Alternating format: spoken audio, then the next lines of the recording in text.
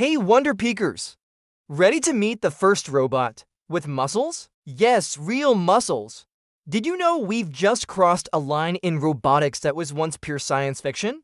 This isn't Boston Dynamics. This isn't CGI. This robot moves because it has artificial muscles. Meet ProtoClone, a humanoid robot built by Clone Robotics. It's the first android that doesn't just look human, it functions like one. Instead of gears and motors, ProtoClone uses synthetic muscles made from electrohydraulic actuators. These muscles contract, twist, and flex just like yours.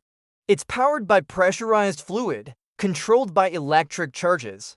The result, biomechanical movement at near-human precision. But here's the jaw-dropper. In a demo released in mid-2024, this robot twitched autonomously. Not a program, not remote-controlled. Its systems responded to internal biosignals just like a real nervous system would, and it's not just arms and fingers. ProtoClone is built with 36 separate muscle bundles, and the long-term goal?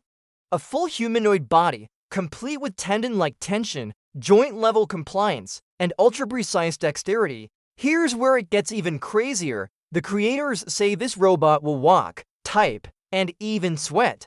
Yup, synthetic sweating to regulate temperature just like humans.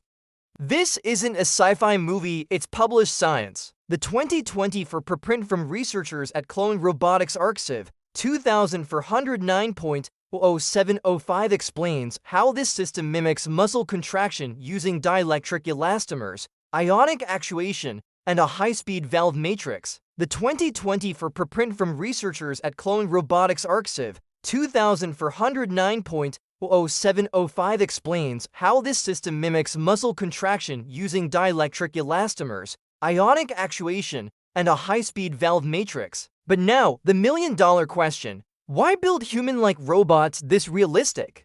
Simple: versatility. Humanoid robots can navigate our world without redesigning everything.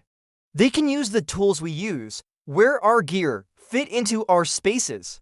And this makes them ideal for future AI embodiment, whether that's for caregiving, exploration, or companionship. Still, this raises a deeper question. If a robot twitches like us, learns like us, and moves like us, at what point is it no longer just a machine? What do you think? Is ProtoClone the next step toward human-robot convergence? Or are we building something we can't control? Subscribe to WonderPeek for more mind-bending science from the edge of reality.